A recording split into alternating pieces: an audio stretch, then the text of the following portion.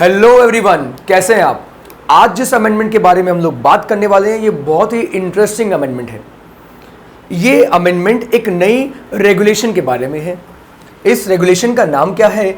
इस रेगुलेशन का नाम है SEBI issue and listing of डेब्ट सिक्योरिटीज बाय म्युनिसिपैलिटी रेगुलेशंस 2015। अब आपका क्वेश्चन ये होगा कि सर ये म्युनिसिपैलिटी बॉन्ड्स कौन से निकालती है? म्युनिसिपैलिटी कॉर्पोरेशंस जो बॉन्ड निकालती है उन बॉन्ड्स को हम कहते हैं म्युनिसिपल बॉन्ड्स। इनका एक और नाम है जिसे कहा जाता है मुंशी बॉन्ड्स। इसके अलावा इन बॉन्ड्स को रेवेन्यू बॉन्ड्स के नाम से भी जाना जाता है। इसकी शुरुआत कैसे हुई थी? इसकी शुरुआत अहमदाबाद म्युनिसिपैलिटी कॉर्पोरेशन ने की थी। उसके अलावा नासिक म्युनिसिपैलिटी कॉर्पोरेशन ने भी इसके थ्रू फंड रेजिंग की थी। नासिक के अलावा नागपुर म्युनिसिपैलिटी कॉर्पोरेशन ने भी इसके थ्रू फंड रेजिंग की है।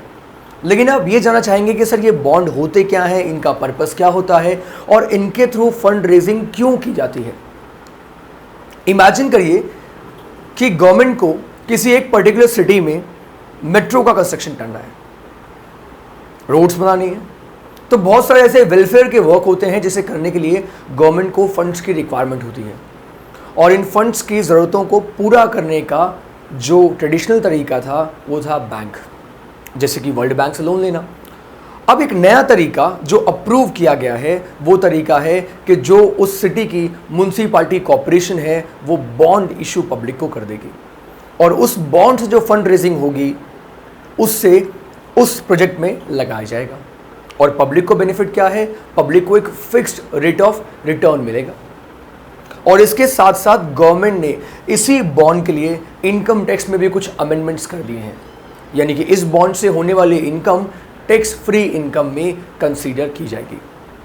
तो आइए देखते हैं इस बॉन्ड के ऊपर सेबी ने क्या क्या रेगुलेशंस इंट्रोड्यूस करी हैं। सबसे पहले सेबी का ये कहना है कि इन बॉन्ड्स को इंट्रोड्यूस करने का दो तरीका है। First one is public issue and second one is private placement. Private placement के बारे में आपको ये बता दूं कि अगर प्राइवेट प्लेसमेंट के थ्रू कोई इन बॉन्ड्स में इन्वेस्ट करता है so minimum investment amount is ₹25 lakh पर एप्लीकेंट। इसके अलावा म्युनिसिपैलिटी कॉर्पोरेशन को एप्लीकेशन देनी पड़ेगी टू वन और मोर रिकॉग्नाइज्ड स्टॉक एक्सचेंज, और अगर एक से ज़्यादा स्टॉक एक्सचेंज को एप्लीकेशन दी है तो उनमें से एक स्टॉक एक्सचेंज को डेजिग्नेटेड स्टॉक एक्सचेंज चूज करना रिक्वायर्ड है। और इसके साथ साथ in principle approval for listing भी स्टॉक एक्सचेंज से रिक्वायर्ड है। इसके अलावा म्युनिसिपैलिटी कॉर्पोरेशन को क्रेडिट रेटिंग एजेंसी से रेटिंग भी लेनी पड़ेगी और ये rating at least one credit rating agency से हो। और अगर एक से ज़्यादा क्रेडिट रेटिंग एजेंसी से रेटिंग ली है और किसी रेटिंग एजेंसी की रेटिंग को आप अनएक्सेप्ट करते हो तो वो रेटिंग भी ऑफर डॉक्यूमेंट में डिस्क्लोज करनी पड़ेगी। अब आप पूछेंगे कि ये ऑफर डॉक्यूमेंट क्या होता है? ऑफर डॉक्यूमेंट वो डॉक्यूमेंट जो म्युनिसिपैलिटी कॉर्पोरेशन पब्लिक को इशू करेगी। इट इज़ लाइक प्रोस्पेक्टस, जिसमें प्रोजेक्ट की सारी डिटेल्स मेंशन होती है और इसमें कोई भी इंफॉर्मेशन मिसलीडिंग नहीं होनी चाहिए। इसके अलावा मैच्योरिटी पे आते हैं। अगर म्युनिसिपल बॉन्ड, जिसे यहाँ पे हम रेवेन्यू बॉन्ड्स कह रहे हैं, मैंने आपको पहले भी बताया था कि म्युनिसिपैलिटी बॉन्ड्स को मुनी बॉन्ड्स या रेवेन्यू बॉन्ड्स भी कहते हैं।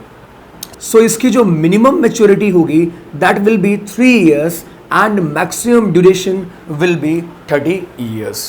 लेकिन इसके साथ एक बात और लिखी गई है कि सेबी चाहे तो कोई और ड्यूरेशन भी प्रेस्क्राइब कर सकती है। आगे बढ़ते हैं। इसके अलावा कुछ और कंडीशन है और वो कंडीशन है किसकी? सेपरेट एस्क्रो अकाउंट की, यानी कि जो पब्लिक से पैसा आएगा वो एक सेपरेट एस्क्रो अकाउंट में रखा जाएगा और उस पैसे को सिर्फ उसी प्रोजेक्ट के लिए यूज किया जाएगा जिसके लिए वो फंड रेजिंग की गई है। इसके अलावा मॉनिटरिंग एजेंसी को भी अपॉइंट करना इस रेगुलेशन ने मैंडेटरी कर दिया है।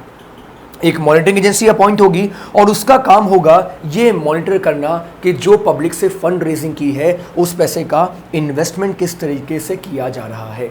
इन सम ऑफ द केसेस सेबी ने यह भी कहा है कि म्युनिसिपैलिटी को डिबेंचर ट्रस्टी भी अपॉइंट करना पड़ेगा उसके साथ साथ मिनिमम सब्सक्रिप्शन की बात करते हैं। देखिए 75% पब्लिक से, इशू साइज का 75% पब्लिक से आना रिक्वायर्ड है, और अगर 75% नहीं आया तो 12 डेज में सारा का सारा पैसा पब्लिक को रिटर्न करना पड़ेगा।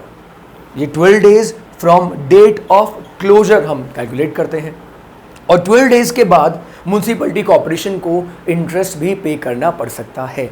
आगे बात करते हैं कि इशूअर को जो कंट्रीब्यूशन होगा, इशूअर कौन है यहाँ पे, इशूअर से मेरा मतलब म्युनिसिपैलिटी कॉर्पोरेशन से है, उसको एटलीस्ट 20% का कंट्रीब्यूशन करना रिक्वायर्ड होगा। सो ये कुछ कंडीशंस है जो म्युनिसिपैलिटी को फॉलो करनी पड़ेंगी अगर वो रेवेन्यू बॉन्ड्स लेकर आ रही हैं तो।